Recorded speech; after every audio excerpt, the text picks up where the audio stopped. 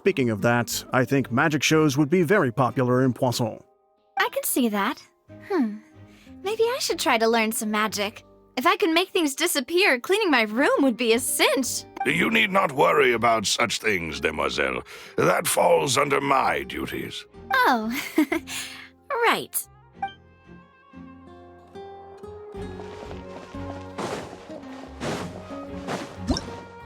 Whoever the murderer was, they must have made preparations well beforehand. This rope was obviously... People needed to register and reserve us. Why would it be here? Gosh. No, we all heard that noise. Sorry, but no one can freely enter or exit the Opera House at the moment. If you wish to leave, you must register your identity with us first. No, we're not leaving. We're representing Linny and Lynette as attorneys, so we're investigating the case. Were you always guarding this entrance? Yes. After the Chief Justice gave the order, everyone coming in or out must undergo a strict inspection. So, the missing girl couldn't have left from here. At least, not from that point on. I doubt there was much opportunity then, either. How can you be so sure, Well, because I was in charge of security near the entrance at that time. I couldn't see Linny's performance from here, which was quite a shame. Just my luck. But still, I did not abandon my post, and I stayed put no matter how loud the applause was. If someone had so much as even approached the door, I would have noticed it, let alone if they had tried to leave. We Melusines are good at that sort of thing, you know. So, it's safe to say the girl couldn't have left through here. All right, thank you for your help. This will be useful info.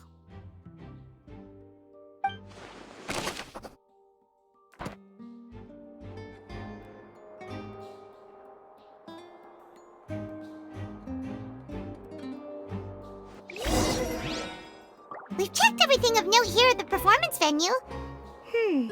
Paimon wonders how Linny's discussion with the guards is going. Let's go see, shall we? Ooh, things are getting interesting, huh? We're about to see how magic is made. Understood. Then I will be going with you. Just so you're aware, I will be monitoring your actions and making notes as necessary. Very good. Thanks for being so agreeable. I'd pull a rose out of my hat as a gift for you if I could. You may spare the pleasantries. I'm just doing my job. You've arrived. Who's this? Me? I'm Spina di Rosula's guardian angel. If you've got a problem, I've got the firepower. Sorry, I got a little carried away there. Call me Navia. I'm a partner of theirs, and will be helping investigate this whole situation. And these are my companions. Would you mind if they join as well? Fine by me. Oh, new helpers? I would be most grateful. Well, let's just say we're tagging along. It's not every day you get to see the secrets behind magic performed on such a large scale. I appreciate your kind interest. Come with me. We'll be heading below stage.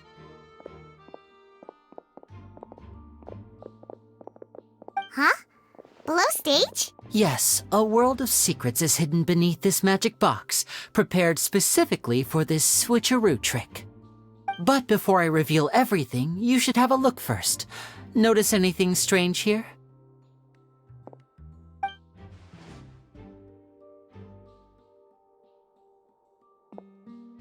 I'm not trying to be dramatic.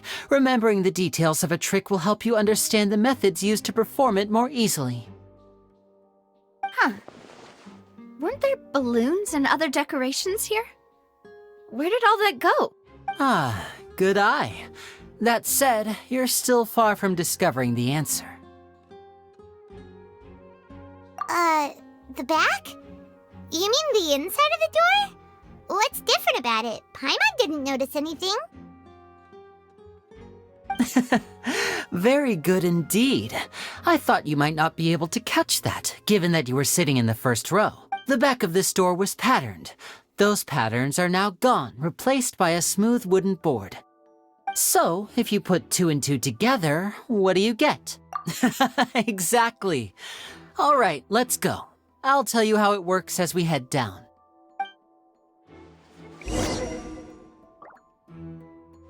Oh, so there was a passageway under the magic box!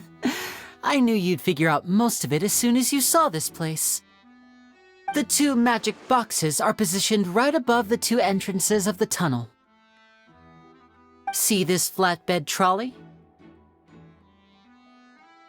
The box with the lucky audience member in it would be shuttled over to the other side using the trolley.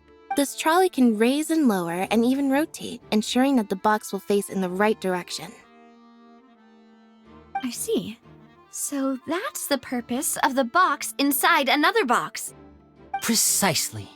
The inner box would descend after the audience member was put inside and be moved along the trolley, all while the outer box would remain on stage as if nothing had ever changed.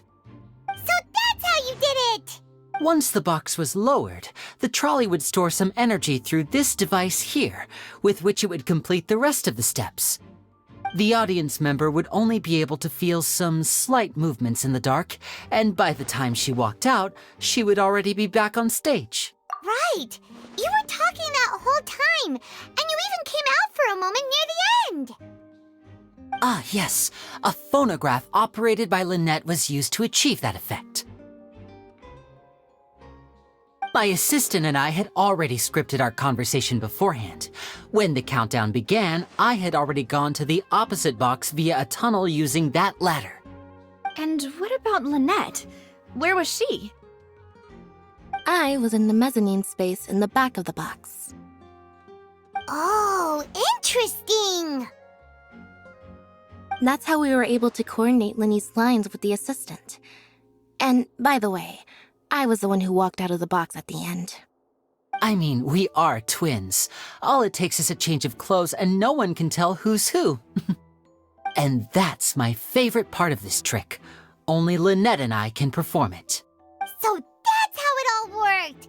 Wow, every detail you revealed was more amazing than the last! Lynette would briefly walk out of the box and then go back in, jumping into the tunnel and escaping before the box on the trolley could finish ascending. And then I walk out of the other box in the audience area, and the trick would be complete. The operative word here being would. But as you saw, Cal was in the box, not our audience member. She, on the other hand, mysteriously vanished. We really don't know how that happened. If not for that interlude, this would have been an astonishing trick. I probably never would have figured out how you pulled it off. And yet, to think that someone was able to use this magic trick to commit a crime. Could we have a look around? I think we can come up with some more leads. This is the scene of the crime, so Linny and Lynette are not permitted to stay here. I'll escort them back up. Yes, of course. No need to be so strict now. I won't disappear into thin air, you know. Thanks, everyone. We're counting on you.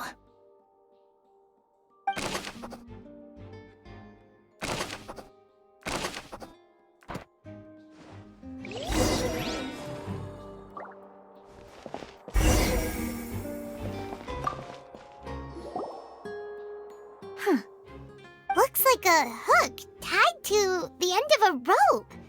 Huh? Perhaps it was a prop for a different trick. Whatever it is.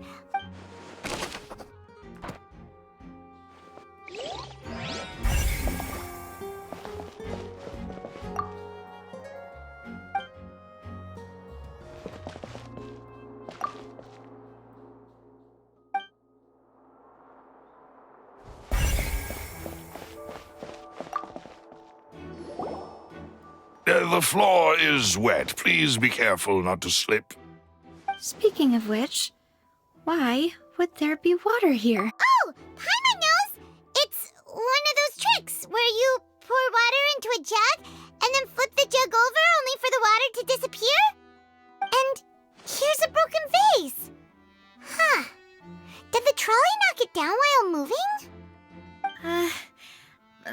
can't be.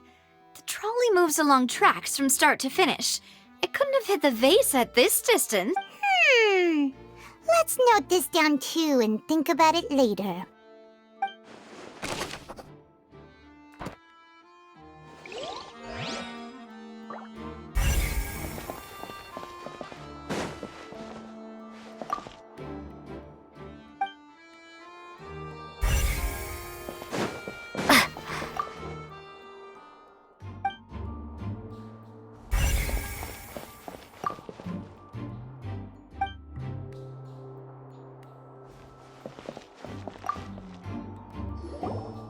What is this place? It seems someone could fit through here.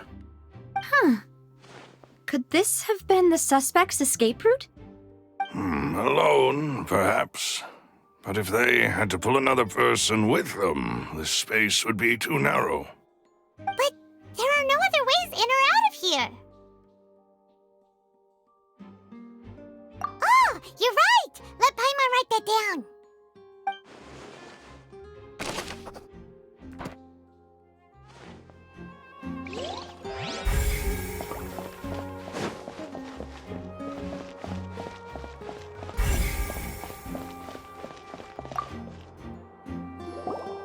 Oh, these are the clothes that the lady chosen from the audience was wearing, right?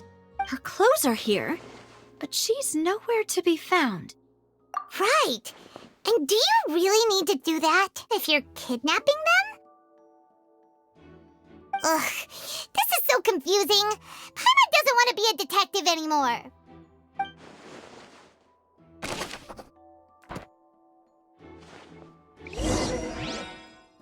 Seems we're just about done investigating down here.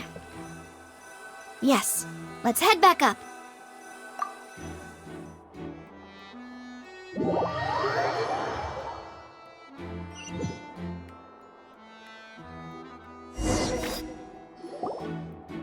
Well, we've ascertained the state of the crime scene. Let's find a place to sort out our findings once Malus returns.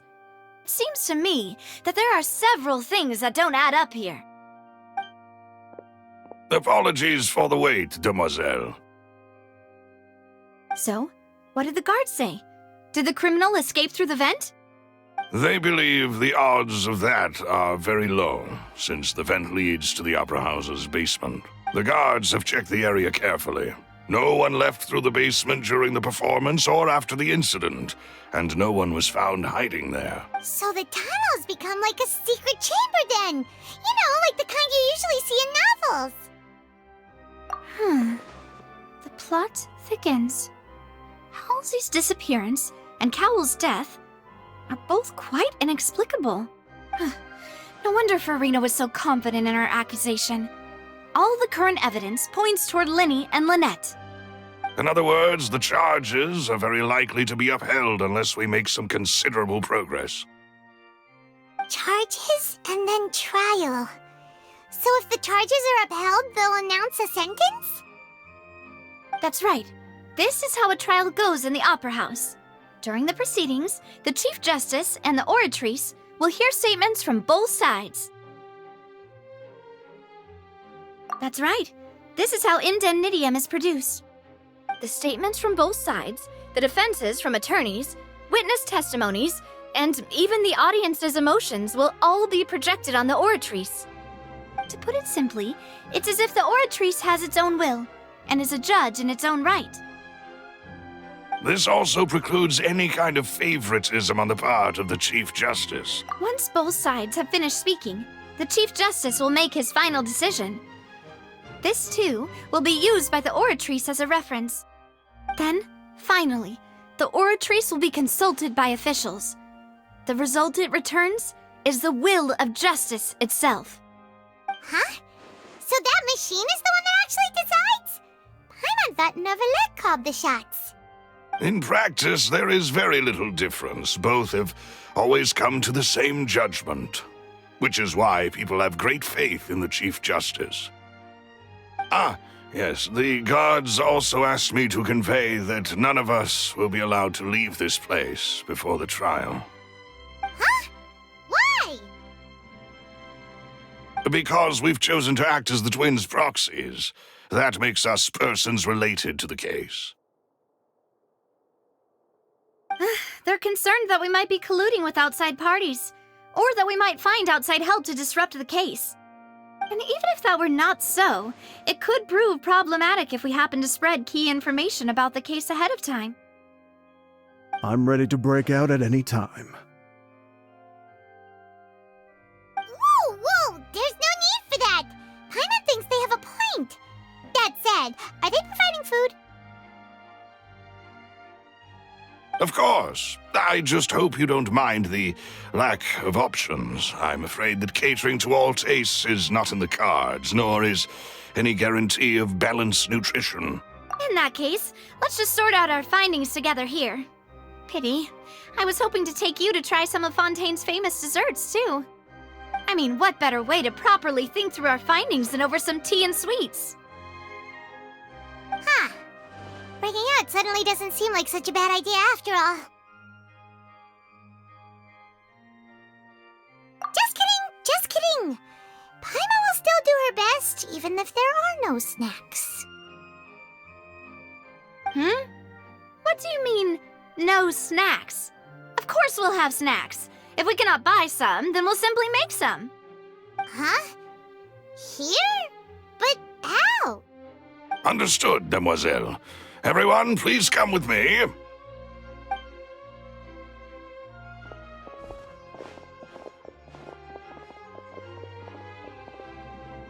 Wait, you're carrying a portable stove with you?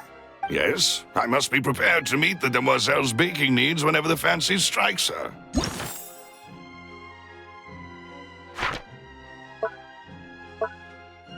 I have eggs, sugar, and almonds at the ready. Good work, you two. Then I'll get to it. Please sit tight for a moment. You'll get to taste my awesome snacks soon enough. These three are quite the interesting group.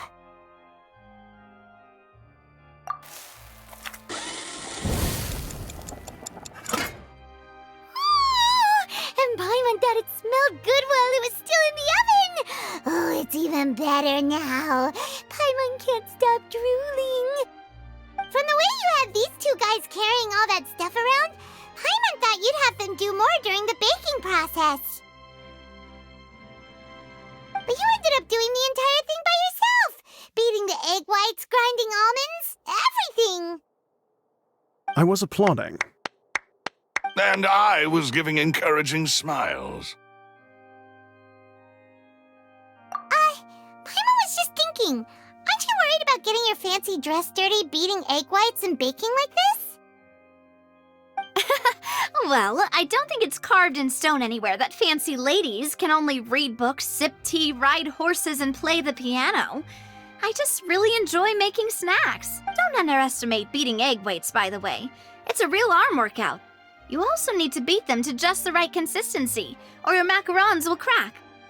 Anyway, give these a try, fresh out of the oven. There's 3 for each of us. Only 3?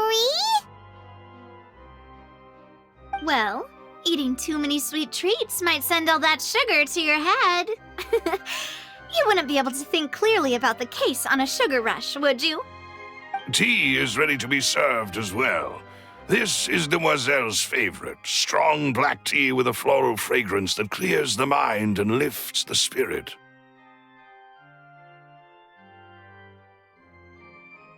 No need for concern. I'm merely doing as I should.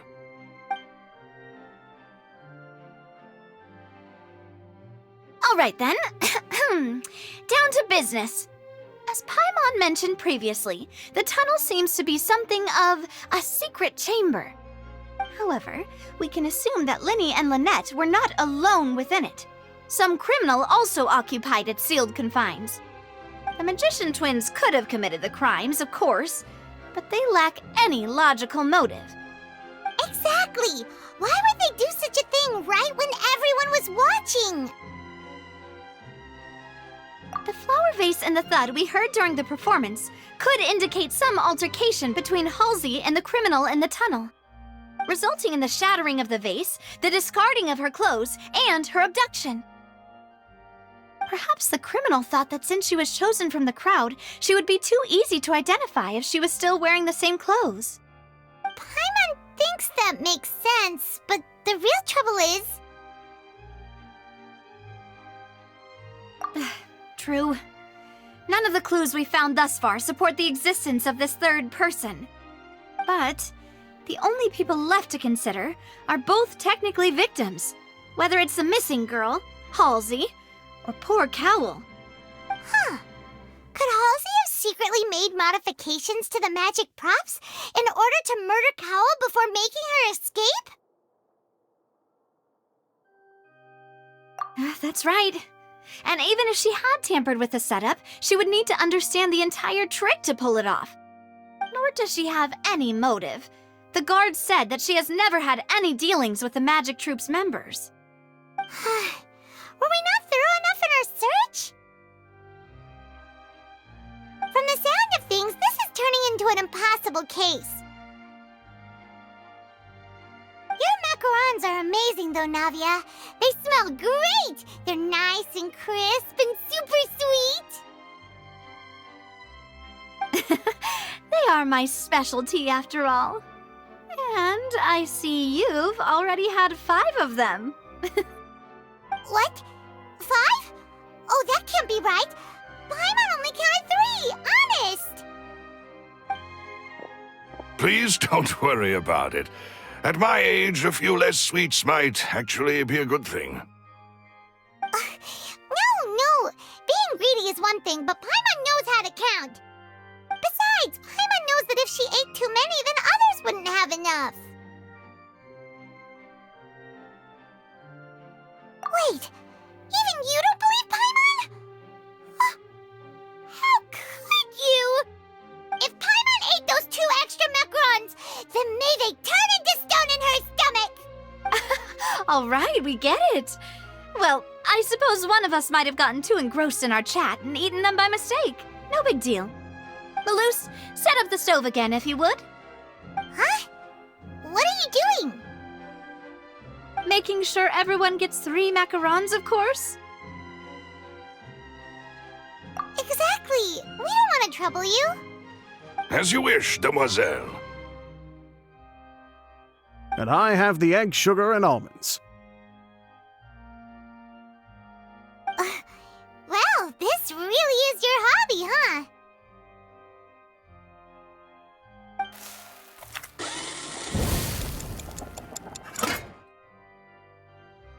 Well, that's it for snack time. I'm going to have another look around the area. I don't know what we're looking for yet, but we've still got some time. As attorneys, I suggest the 2 of you think the case over again. It would be awkward if you got all tongue-tied on stage during the trial. All right, thanks for your help and for the snacks. It was nothing. A small task for the Spina di Rosula. Silver, Maloose, it's time to go. I'll be back if I find anything new.